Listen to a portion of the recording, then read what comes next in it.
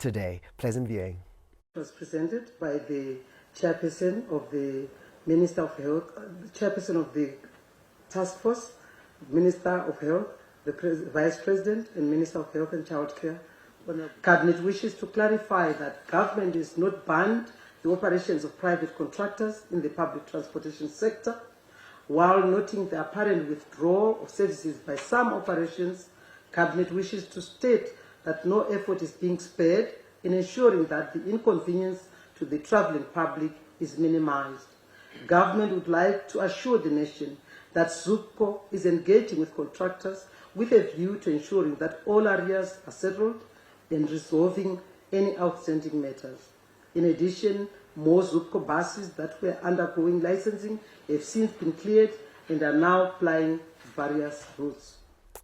Indeed, succinct as well as a detailed report coming through there from the Honourable Minister Monica Mchangwa, who gave a little bit of what was discussed today in the media, in the post-cabinet media briefing that was addressed from the Munumutapa building. Some of the issues highlighted had to do with agriculture and increase in sectors such as rice production, an increase once again for water, for livestock, marked growth in the milk production, as well as noting that there has been a decrease in terms of the tobacco production in the nation, as well as a growth and upward trend in terms of what has been going on in the grain reserves. She then moved on to the first 100-day cycle in terms of the priority projects, particularly to do with the Ministry of Finance, the Ministry of Industry, and also noting that in the Ministry of Lands, the emergency road rehabilitation program is on a smooth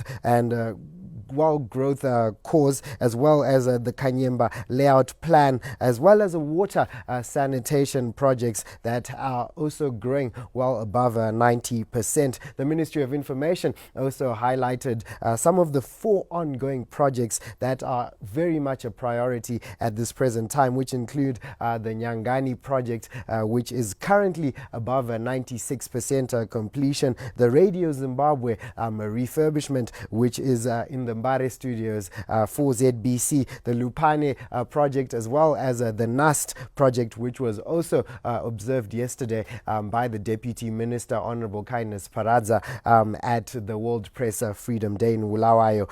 There is also a note in terms of the documentation of the Chronicles of Success, which has to do with some of the projects that are currently supporting the National Development Strategy 1. A great highlight in terms of highlighting some of those stories has to take place, and this is all to do with the Ministry of Information in a bid to improve the access to information to the nation. Also highlighting in conclusion, she did look at the transport situation here in Zimbabwe, highlighting very particularly that government has not banned operation of a private transport. However, necessary registration processes need to be followed through. However, Zimbabweans should not despair, as Z.B.C is engaging contractors, which means that more Z.B.C buses are going to be cleared, rather have been cleared, to make access to transport more easier here in Zimbabwe. And this is nationwide, highlighting that